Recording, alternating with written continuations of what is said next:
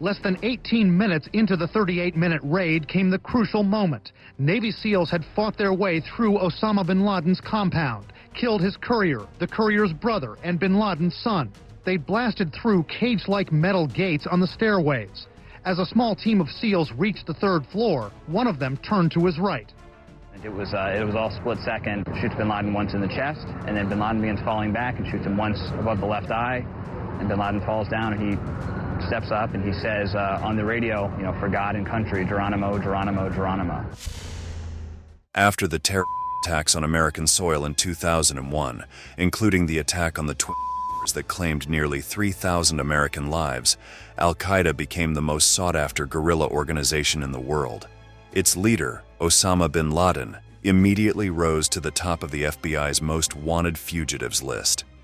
The jihadist group's relationship with Muslim nations, especially Afghanistan, led to a brutal war that lasted for 20 years. New details this morning of the killing of the leader of Al-Qaeda and the world's most wanted terrorist, Ayman al-Zawahiri. The precise nature of the drone strike, the fact that there was no explosion, and that damage seemed to be limited to this tiny portion of the building where he was, suggests it could be the work of a secretive U.S. weapon, a modified Hellfire missile nicknamed the Flying Ginsu. For a decade, bin Laden was pursued across the Middle East until the Americans finally caught him one night in 2011. However, two of Al-Qaeda's most important figures continued his legacy: al-Zawahiri, leader of the remnant group created by bin Laden, and al-Baghdadi, who would establish the sinister Islamic State.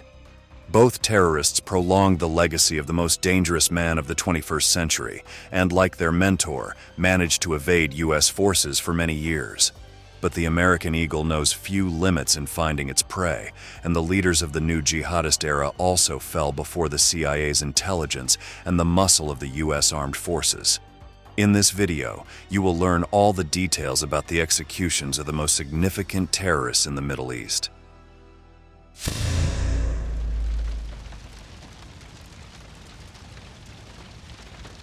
Now about Baghdadi's last moments. I can tell you this: he crawled into a hole with two small children and blew himself up while his people stayed on the ground. You can deduce what kind of person it is based on that activity. So that would be just my empirical observation of what he did. I'm not able to confirm anything else about his last seconds. Despite his face being on all the newspapers during the first decade of the 21st century, the ideological mastermind behind the attacks on the Twin Towers managed to evade the American dragnet for 10 years. It seemed as though bin Laden had vanished from the earth, and there were rumors that he had died in hiding. However, the Americans never believed these fictitious reports and continued to pursue the man who had humiliated them before the entire world. Yet, fate played a trick on the terrorist. In 2010, a former Pakistani intelligence agent entered the U.S. Embassy office in Islamabad. He assured the local authorities that he knew the whereabouts of Osama bin Laden and would reveal his location in exchange for a $25 million reward. The man claimed that the al-Qaeda leader had been discovered by his country's intelligence in 2006 and had been under house arrest in a residence in the Abbottabad region. To verify his claims, the former agent underwent a polygraph test and other interrogations, which he passed.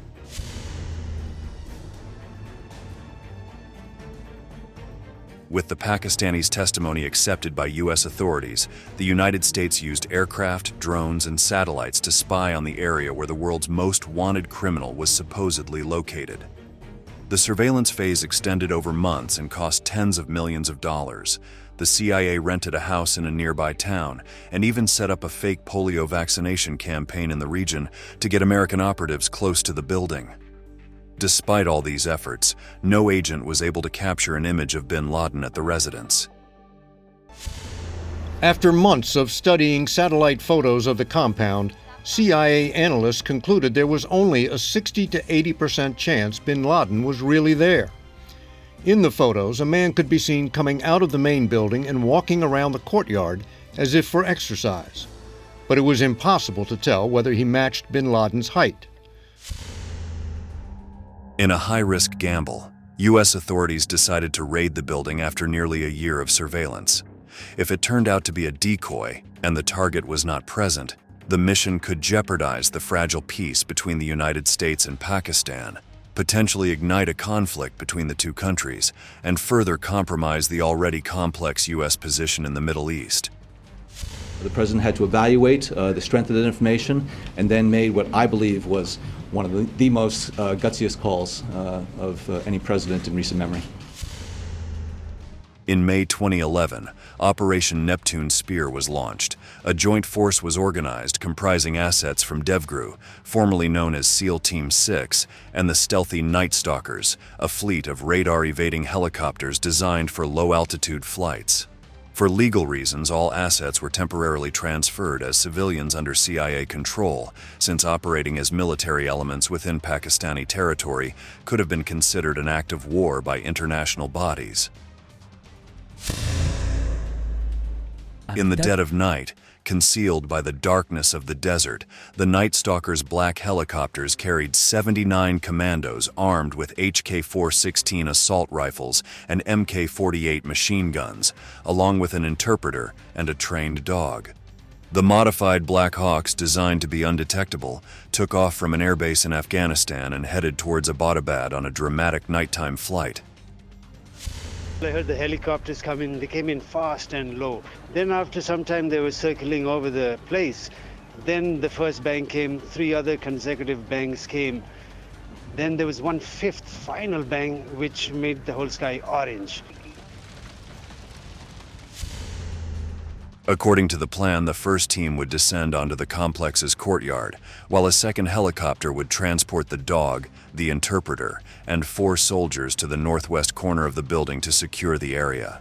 The first Black Hawk encountered a malfunction while deploying the soldiers, causing it to crash into a wall of the house and suffer rotor damage. However, this did not prevent the DevGru operators from deploying effectively, although the vehicle was left in an irreparable state. The flames from the burning helicopter could be seen for miles. But the Pakistani government claimed they had no idea this was bin Laden's hiding place, and no one told them what was about to happen here. Pakistani military jets nearly attacked the US helicopters as they left the compound. The bulk of the operation lasted just 15 minutes. The U.S. Navy SEALs entered the building where a large group of people, especially women and children, was gathered. There were some isolated shootings between DevGru operatives and a few armed guards. In his room, Osama bin Laden, the #1 enemy of the West, was found unarmed, and the Navy SEAL Team 6 carried out his execution. There are several versions of the events that occurred that night in Abbottabad, but some claim he was killed by several shots to the chest. Others say it was to the head, whether he was unarmed or attempting to defend himself. Robert O'Neill, the leader of Red Squadron who carried out the mission, claims he personally killed bin Laden with 3 shots to the forehead. The threats, the unknowns, turned out to be some females. He sort of grabbed onto them and he pushed them a little bit down the hallway, falling on them to absorb the blast that he knew was going to happen, so he gave his life so the guy behind him could get a shot. From there, when he pushed the women, I turned to the right into a doorway, and the doorway led to a bedroom, and in the bedroom was Osama bin Laden, a matter of feet in front of me. And he had his hands on his wife's shoulders. He was not surrendering. He was sort of moving, and just based on the level of threat of him not surrendering and the likelihood of him having a vest, I engaged him. I shot him twice in the head. He fell on the floor. I shot him 1 more time, and I killed him. The truth is that the United States government never confirmed or denied any of the versions that circulated, and Barack Obama only stated that bin Laden had been killed. Good evening. Tonight, I can report to the American people and to the world. The United States has conducted an operation that killed Osama bin Laden, the leader of Al-Qaeda. However, Operation Neptune Spear did not end Al-Qaeda's activities, though it significantly weakened the organization, leading to its gradual disintegration. In the aftermath, another sinister figure, Ayman al-Zawahiri, took over as the leader. Al-Zawahiri, a surgeon who had been bin Laden's right-hand man, faced the challenge of maintaining the integrity of the original organization. After bin Laden's death, Al-Qaeda split into several factions. One continued under the same name, while others branched out into 2 rebellious Islamic states, ISIS and ISIL.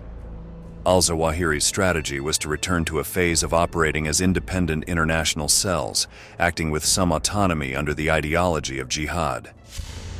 Nacido en Egipto, Zawahiri fue la mano derecha de Osama Bin Laden antes de sucederlo al frente de Al-Qaeda. Washington asegura que se involucró activamente en los planes de los atentados del 11 de septiembre, así como en otras operaciones como los ataques a embajadas de Estados Unidos en África en 1998 o contra el destructor USS Cole en Yemen en el año 2000. We are not sorry about we have offered for our religion and we have sacrificed and we are still ready for more sacrifices till the victory of Islam. He has been in hiding for more than 20 years, one of the world's most wanted terrorists. One of the major challenges in eliminating Zawahiri was locating his whereabouts, as similar to the previous al-Qaeda leader, the terrorist was incredibly effective at hiding throughout the Arab region. In constant pursuit and following every new lead that emerged, U.S. forces launched dozens of drone strikes in search of Zawahiri. The attack on Damadola is the first noteworthy event, which occurred in January 2006. Under the direct orders of the CIA, a group of MQ-1 Predator drones crossed the border into Pakistan and launched high-powered AGM-114 Hellfire missiles at a small village in Damadola. The unmanned aircraft fired approximately 10 projectiles at the homes in the village.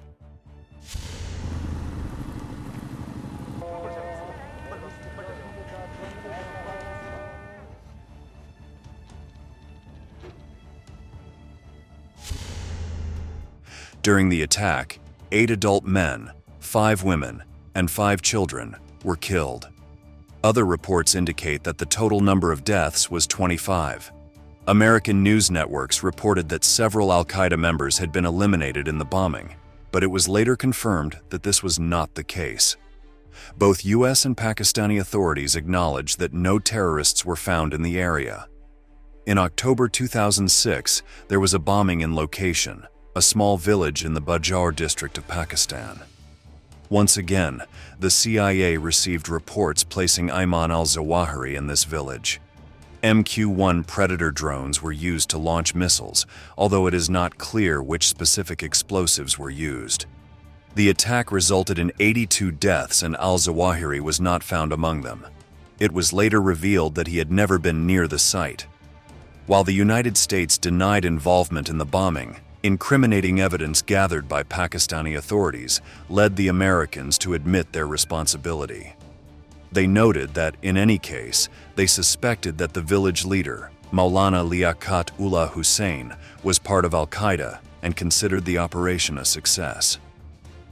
For 11 years, al-Zawahiri evaded the watchful eyes of the Americans until he was located in June 2022 at his safe house in a neighborhood of Shahpur, Kabul, thanks to American intelligence. Yeah, so it seems like his whereabouts were known since about April, and similar to the way bin Laden was tracked, it was his network, the network of individuals who, either brought him things, his couriers, or in this case, it seems to be that his family was tracked because they were there living with him. He was kept under surveillance for a long time, during which his movements and routine were studied. Thus, the spies discovered that, every day, al-Zawahiri went out onto the balcony to get some fresh air. After this discovery, it was not very difficult to devise a strategy. The terrorist leader continued with his routine until, one afternoon, during his daily outing to the balcony, something more than just the air caressed his face. Lindsay, in fact, he was right in the center of one of Kabul's wealthiest neighborhoods. He was standing on the balcony of the house when he was hit by 2 Hellfire missiles from a CIA drone. He had been tracked for months. Of course, it was the first strike in Afghanistan since we pulled out U.S. forces last year when the Taliban took over. As you just heard from this journalist, an American drone fired 2 Hellfire R9X missiles at al-Zawahiri. What is remarkable about this weapon is that these are curious and innovative projectiles that are known as ninja bombs, since instead of an explosive head, they carry 6 sharp and lethal blades. The method was extremely effective since it ensured the death of the target without compromising the safety of civilians in an extremely populated place, such as the residential area of Kabul, where not only thousands of people live but tens of thousands walk the streets all the time. Apparently, the Americans had learned from the huge number of innocent people killed in previous attempts. Although the brutality of the method was questioned by some detractors, the truth is that the American government found a way to silence the claims in the wake of deaths from collateral damage. The death of Ayman al-Zawahiri still represents the most important counterterrorism achievement of the Joe Biden administration. On Saturday, at my direction, the United States successfully concluded an airstrike in Kabul, Afghanistan that killed the emir of al-Qaeda, Ayman al-Zawahiri. The death of al-Zawahiri marked the end of a significant chapter for his international criminal organization. However, as mentioned earlier, from the ashes of al-Qaeda emerged a new threat, the Islamic State, also known as ISIS. Under its leader Abu Bakr al-Baghdadi, ISIS rapidly expanded across Iraq, Syria, Somalia, and other Middle Eastern and African countries. Al-Baghdadi declared himself the political and spiritual leader of all Muslims and aimed to establish a caliphate governing all Islamic countries. In 2014, reports indicated that ISIS had up to 450,000 fighters, while ISIL, its counterpart, might have had even more. Similar to al-Qaeda leaders, al-Baghdadi was extremely elusive to U.S. intelligence. In 2014, Allied forces bombed Raqqa, the capital of ISIS, and although al-Baghdadi was reportedly injured, he managed to survive. Despite subsequent reports of his death, he resurfaced in 2015, leading the Muslim rebellion in Syria. During the following years, he continued to evade capture, often moving between cities as Allied forces conducted offensives. Al-Baghdadi reappeared and recorded messages, criticizing the U.S. and declaring Russia as a new global power. In 2019, he was featured in videos with other ISIS leaders, discussing their holy war and displaying weapons. إن إخوانكم المجاهدين قد من الله تبارك وتعالى عليهم بنصر وفتح. Baghdadi, the ISIS leader, is imploring his followers to keep fighting. God's enemies, from the Jews, Christians, atheists, Shiites, apostates, and all of the world's infidels, have dedicated their media, money, army, and munitions to fight Muslims and jihadists. However, that increase in activity was his downfall. As intelligence reports began to close in on his location, the CIA managed to capture the wife of the ISIS chief, as well as some of his messengers. By triangulating the information they obtained from these interrogations, coupled with the constant surveillance of the other leaders of the Islamic State, they were able to determine that since mid-2019, al-Baghdadi was taking refuge in a compound in the city of Barisha. Without wasting much time, the Central Intelligence Agency planned a mission to eliminate the pesky terrorist.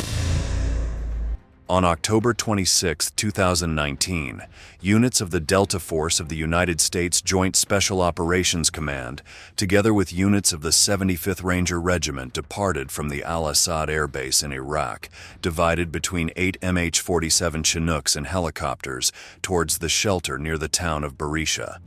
The team quickly deployed and invaded the building where the ISIS leader was supposedly located. He was alerted and fled into a network of underground tunnels. Al-Baghdadi was so cowardly that he took a bomb vest and took 2 children hostage, threatening to kill them if he was pursued. The American troops did not hunt him down, but they did send an anti-explosive robot and a specially trained military dog named Conan, who entered the tunnels to try to subdue the terrorist leader. Upon seeing the elements arriving, al-Baghdadi detonated his vest, killing himself and the children while collapsing the tunnels that lay beneath the facilities. Below, you will see the real image of the moment of the attack, along with a report from a soldier describing the details of the strategy. That were pre-staged in Syria, launched against an isolated compound in northwest Syria where Baghdadi was suspected to be hiding. Following the assault, which was designed to capture or kill, the team returned to its staging base. While that concept sounds simple enough, I can assure you that the plan was significantly more complex than that and designed to avoid detection by ISIS and others prior to and during execution, to avoid civilian casualties, and with enough air cover, including armed helicopters, multiple unmanned strike aircraft, and fourth and fifth generation fighters. Soldiers had to dig to recover parts of Baghdadi's remains and those of the children who were under 12 years old. DNA tests conducted just minutes after the operation confirmed the identity of the terrorist. The complex was subsequently destroyed with an airstrike to prevent the site of the ISIS leader's death from becoming a sanctuary for militants. The death of al-Baghdadi did not ensure the end of ISIS's terrorist activities, just as the deaths of bin Laden or al-Zawahiri had not. However, each of these blows was a victory for the United States in the fight against international terrorism and demonstrated that no man is powerful enough to escape its grasp. Thank you for staying with us until the end. If you liked our content, don't forget to like the video and subscribe to our channel. See you next time.